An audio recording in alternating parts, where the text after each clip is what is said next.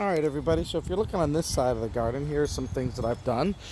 Using the back to Eden method, I got some space here and I put 2 zucchini plants right into the mulch. And I mean, of course it's not growing in the mulch, but you push back the mulch and you plant them in the dirt and then put the mulch back on. They seem to be doing well, they're catching. And you know, zucchini plants are always so big, so I figure this might be a big space. I can make the big leaves and fill out this area. Now, behind I've got the 4 raised beds here. In the beginning here, this is all garlic from last year. This is my fall garlic here and here. And boy, the wind was blowing, knocking some of the leaves off the trees around us.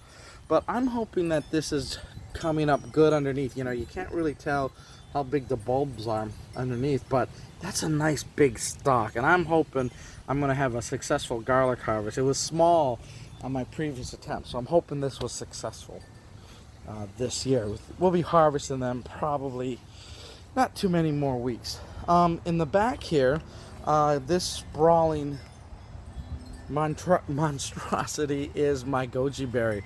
I got these from Stark Brothers, put them in at the end of the fall, October last year, and these two have just taken off here. And I think this was gonna eventually be my goji berry bed, because these two did so good. I got another 2 from Stark Brothers, you can see back here and back here, to fill in this whole back row, and they'll spread. So I probably got to trim this up a little bit because I don't want it creeping all over. But while I still got the space, I put the peppers back here. These are some really great peppers. If you've never had them, these are the shishitos. They're really great. It's kind of a fun pepper because like they're mild, but every 1 or 2 then is hot. It's kind of like a Russian roulette on the pepper. But they already got little peppers, and I have been kind of picking some of the flowers because I want the plants to get a little bit bigger, you know, and they gotta, you know, they're gonna go a while. So I kind of am pruning them so that they grow bigger and up and higher before they start giving me peppers. It's such a small little plant. Here are some determinate tomatoes, and since the rain and that, they've taken off, so I'm going to stake them up here, and I can stake them up with the hoops here. But they're going to grow, give out all the tomatoes, and then I'll pull them and there'll be an empty space. But these are my determinants. They're doing great, and like I said, I just need to prune them. Back here, I got some cherry tomatoes because I got the trellis back here. In the last couple seasons, you've seen the Malabar spinach grow up these trellises, and they usually come up later, but I'll show you. I think I got some volunteers coming up now, so look out. You can't kill those things once they establish themselves. They take over. But these cherries look like they're doing good. This little guy here, the wind broke his stem, and it's like, oh nuts, I'll have to go get another one. But what I did is I pulled off the bottom leaves and stuck them right back in the ground there, and it's like, well, let's see if he'll survive. He looks like he's surviving, and with all this rain and the mulch, let's hope he does. But I hope to get some nice sweet cherry tomatoes from the back here. Here's some more of the garlic that I kind of spread out.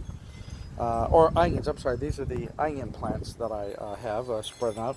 And then this is my pepper raised bed. So I got raised containers and pepper bed. And this is everything from jalapenos to the Hungarian wax, all your typical peppers that you get at your store and that you eat normally.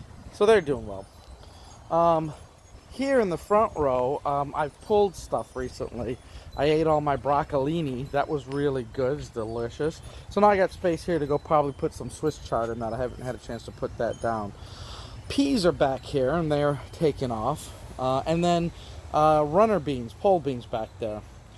They're going to take off. But then I got lots of room here for some Swiss chard or some summer type plants. You know, I'd say grow beets and radishes and that, but they'll bolt. It's going to get too hot soon, so I don't want to put those in. You got to start thinking of the heat plants. And then here's some kale that I had, and you could see that it took a while to get established, and kale may not do so good here in the heat. And I was just holding on to before I pull it, but I might just get them out of the way if they don't really take off. In this container, which you can see I've kind of robbed the dirt of, this has been my Egyptian walking onions. I love these things. They're really a fun plant. I mean, they're kind of like a 2-in-1 because, yeah, you get the onion at the bottom, but then the onion tops grow. And these you can pull the bulbs after they develop and then reseed, right? Because traditionally, if you've never seen an Egyptian walking onion, what happens is they'll get tall and then they'll tip over. And when they tip over, they root again. They get so heavy that these root. And so year over year, your walking onions will continue to propagate. And so they call them walking onions because they do that. I had them in this container, which they've done really, really well. But then I moved them to make space because it was a little overcrowded for this bin. Now I might do something with these two bins here too. I haven't decided yet what I want to put in there, but we'll do something. But right now I'm just harvesting them, replanting them, and eating them. Here's where I had my ginger and turmeric last year in these containers, and being April, it's probably I can put them in the ground and fill this guy up with dirt.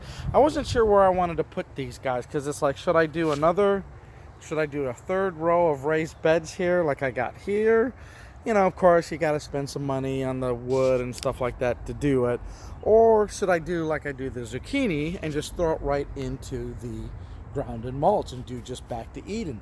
You know, I kind of can go either way. Both seem to be successful. One's cheaper than the other, to be honest with you. Now here in this little bucket, I put my Sunchokes that I pulled that I thought I was going to like put them somewhere else. And before I could decide where I want to put them, the damn things are sprouting in this little container. So there's a whole bunch of Sunchokes in there I'm going to have to do something with. Now this is the funniest thing of all. This is where nature is, you know, way better than what we can do. So you plant. Perfect dirt, perfect water, perfect whatever. And things die and you're like, what did I do wrong? Or you can see here, I'm going to get down close. Look at this, folks. Look at this group of seeds. Group of seeds, group of plants, group of plants. Look at that. And as I pan up, right, it's just right in the mulch. So last year when we were growing cantaloupes, you know, animals would come in and they would eat them. Where the seeds went, you don't know. With the animal. But as I was pulling the plants, I had a nice pile here of plants and kind of like a little compost pile. But I cleared all that out, right? I cleared all that out to make the flat space for the garden. But they came up. Look at this, folks. So here's the thing. If you're a seed and you were just dropped here, you were just randomly dropped in the mulch, right? So if I start pulling this away, folks, there's mulch for a couple, maybe an inch or two. But these seeds are growing from that mulch, not from the dirt, right? So it's interesting. You're not supposed to be able to grow stuff in the mulch directly because it just doesn't work that way, really. If I tried to do that intentionally, it wouldn't work. But this damn thing are all coming up. So that means from October, it went through the winter. I never watered this year. They're just coming up. It's amazing. As I walk around, sometimes I accidentally step on these things, but the mulch is like a spring. It comes back up. You can't kill these damn things. So you know what? Now I'm curious. I want to see what they'll do. I'm going to let them do something, and then I'll either pull them or let a plant live. But it's crazy, folks. The volunteer plants like that come up and just random nature. You know, life must survive, right? Life has a will. Go figure. All right, so anyway, so this side of the garden then is usually what we call the sun side. So we'll do another garden update here for the rest of the garden, so tune back in for part 4.